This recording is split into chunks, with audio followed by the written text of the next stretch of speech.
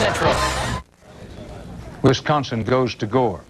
11 electoral votes in Wisconsin. It stayed out there undecided for a long time, going the Gore column. Gore now has 260 electoral votes. Bush 246. Oregon 7 electoral votes are still up for grabs. But, and this is important, it doesn't matter. Whoever wins Florida gets Florida's 25 electoral votes will win the presidency. So Gore is breathtakingly close. But even if Gore were to take Oregon, and at last look he was trailing in Oregon, Gore having gotten Wisconsin, can still win Oregon and not win the presidency. Gore leads in the overall national vote. He leads in the Electoral College vote, but he may very well wind up not being president of the United States because Bush clings to a lead of about 1/30th of 1% out of some 6 million votes cast in Florida. If that Bush lead stands up through a recount, and the probabilities based on history are that it may very well indeed do that, then Bush would be the next president of the United States, no matter if Gore winds up winning the overall national vote. Dan Rather at CBS News Election Headquarters in New York. We have a long way to go here, folks. We hope you'll stay in here with us. We're going to be back. We'll tell you how Oregon goes, when and if we know it's still out there. Florida, they say California is the big burrito. Texas is the big taco. Right now, if you want to follow that through, Florida's the big tamale. It's not only a hot tamale, it's the only tamale that counts up here now. 25 electoral votes. He who wins Florida wins it all. If the children are getting up now and you're about to send them off to school and they say, who's the next president? You just have to say, honey, you know, it's been a historic night. We still don't know, and we may not know by the time you get back from school. In fact, the probability is high we won't. Dan Rather, stay here with us, CBS.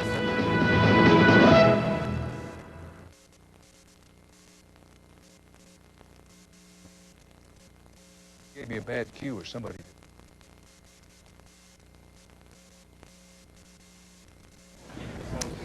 Dan Rather back at CBS News Election Headquarters in New York. The uncharted water in American history. The Republicans have held on to the Senate. They've held on to the House of Representatives. They are breathtakingly close, oh so close, to winning the White House. Gore has just picked up 11 electoral votes in Wisconsin to get to 260 in the Electoral College, but it takes 270 to win. Even if Gore should win Oregon, where he's been trailing, it won't matter. It's all down to Florida. 25 electoral votes in Florida. It once was called by just about everybody for Gore. That was pulled back. Then it was called by just about everybody for Bush. Gore called Bush and saying, well, I want to congratulate you. Then Bush's, what seemed to be commanding lead in Florida, began to evaporate and get down, and it was pulled back into the undecided category, and that's where it stands now. But Bush has a lead in Florida. Oh, so tight is that lead, but the lead, if it stands up to a recount, which is going to be ordered in Florida, and the outcome of the recount we can't know for at least some hours now, and given the overseas absentee ballot situation, it could be days. But Bush still leads in Florida on the order of 750 to about 1,700 votes, depending on to whom you listen. But I repeat, and I keep using the figure because it tells you what a small margin it is. Out of 6 million votes, Bush's lead is about 1/30th of 1%. That's how close it is. Bush's people believe that lead will stand up into a recount. The Gore people have said, look, we feel a responsibility for a recount. The Attorney General of Florida has said the law mandates a recount when it's this close, anything 1/2 of 1% or below. And the Gore people say, we have a responsibility to ask for a recount. We've asked for it. The Bush people have said, in effect, well, we're not crazy about it, but we understand, and that's where things are at the moment. 270 needed to win. Gore has 260 now, having picked up Wisconsin. Bush has 246, but it's advantage Bush because he has a lead of some few hundred votes in Florida at this moment. Bob Schieffer, in the Senate, no doubt about it, the Republicans are going to have control. Well, they are. They have now have 50 seats. We still have 2 races to be decided out there. If the Democrats win both of those seats, and they have a chance to win both of them, but if they do, we'll have a 50-50 tie. But, I'm sorry. Go ahead. But the other part of it is, Dan, you know, we have some, and I don't know how else to put it, but we have some people that are getting on in age in the Senate. Strom Thurmond is 97 years old. Jesse Helms is 79 years old. They're both Republicans. They're not in good health. If they should have to leave the Senate for some reason or other, their bad health just forced them to resign. In both of their states, you have a Democratic governor, so you would have Democrats appointed to replace them. That could throw the control of the Senate back to the Democrats. There's one other thing to consider here. If Al Gore winds up winning this thing, one of the Democratic seats that they won tonight was Joe Lieberman's seat. He would have to resign to be vice president. There's a Republican governor up in Connecticut. He'd appoint a Republican to replace him. In all those cases, those appointments would be for about two years. Complicated enough to make your head hurt. Byron Pitts has dropped a dime. He's on the phone again from Florida. We're going to take a break. When we come back, we'll have an up-to-the-minute telephone report from Florida. Gore leads 260 to 246 with 270 Electoral College votes needed to win. But Florida's the whole game, and Bush can still win it.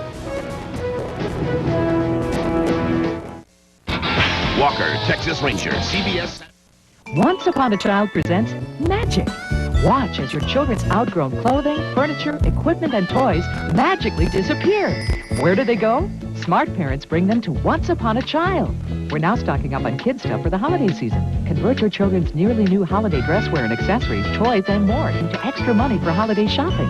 Don't delay. Bring us your gently used kid stuff today and turn it magically into money.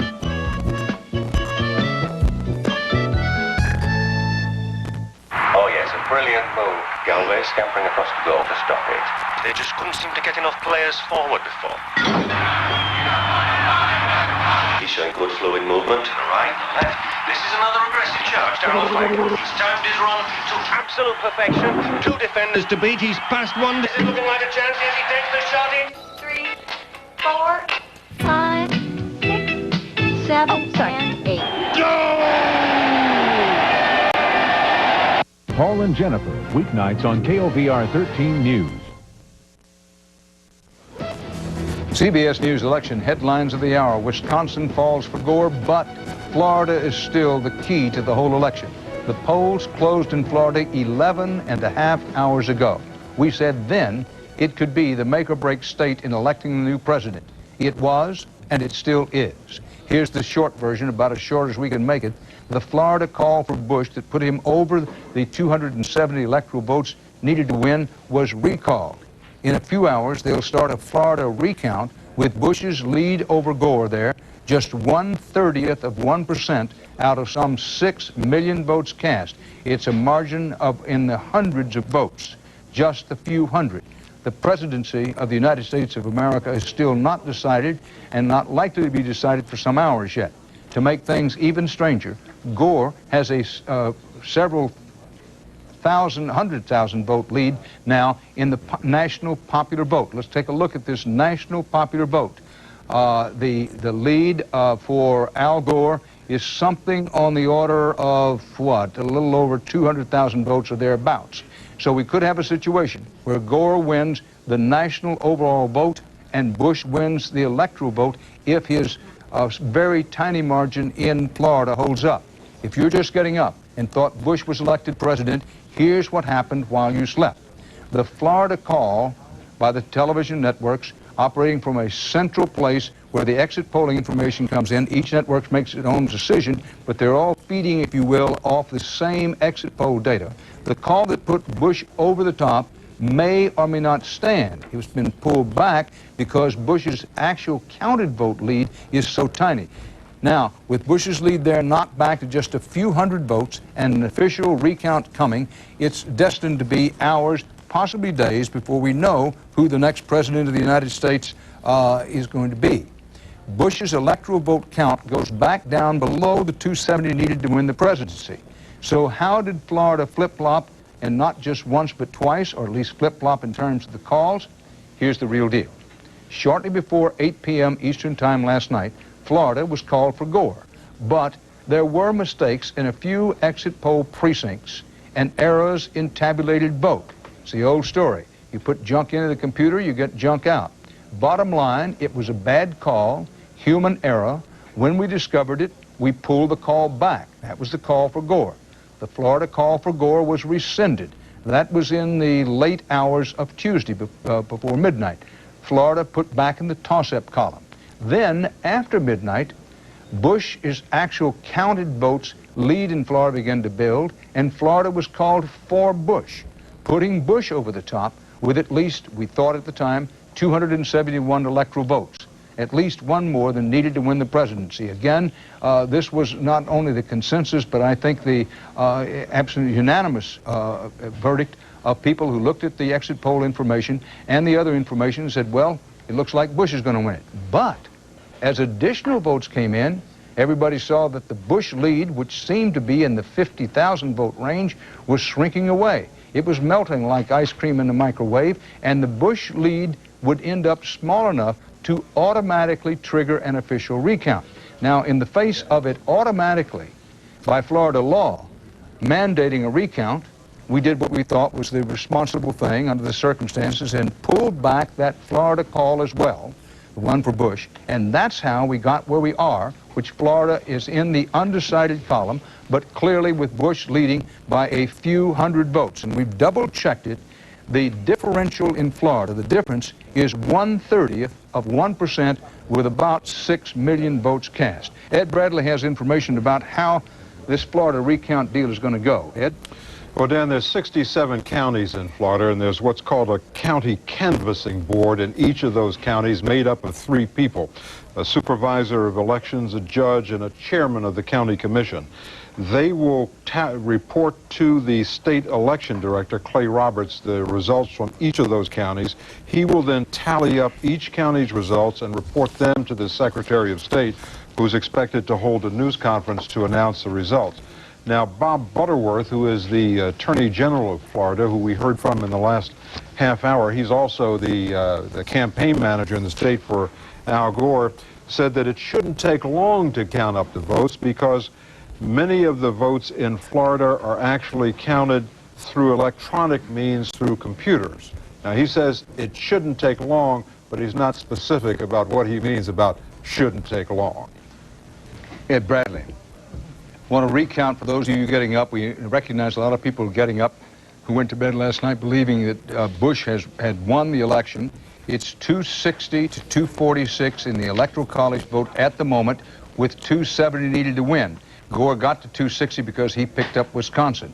But with Florida's 25 electoral votes hanging out there, Bush can still certainly win. It's advantage Bush because he leads by a few hundred votes in Florida at the moment. A recount has been called for, but that doesn't mean that Bush is going to lose. And indeed, the odds are still, they're very small, but still weighted ever so slightly in the direction of Bush winning the Electoral College vote. At the moment, the national overall vote total looks something like this, with Al Gore having a several 100,000 vote lead, approximately, over George Bush in the overall national vote. So we do have the possibility, not yet a probability, that Gore could win the overall national vote and Bush would win the Electoral College vote. Bill Whitaker is at Bush headquarters in Austin, having had his huevos rancheros and back at work. What's new, Bill? Well, Dan, it's ironic that this should now come down to Florida because in a way for the Bush campaign, it's always been about Florida. It's always been central to their election strategy. Since winning the nomination, he has campaigned in this state about a dozen times. And if you look at those Great Lake battleground states, you'll understand why Florida is so important, because Al Gore ended up winning those big states. Now, Bush's brother, Jeb, who's the governor of Florida, promised that he would deliver Florida for his brother. And through the campaign several times, half joking, half seriously, George W. Bush said to his brother that if he didn't deliver Florida, that the family Thanksgiving dinner would be a little chilly. Now, in this bizarre election, it sort of ends up as it began for the Bush campaign, all about Florida. Dan? Bill Whitaker. And Bob Schieffer, give me a quick pop on this Nader situation, because we know that Nader made a difference in Wisconsin and in Oregon.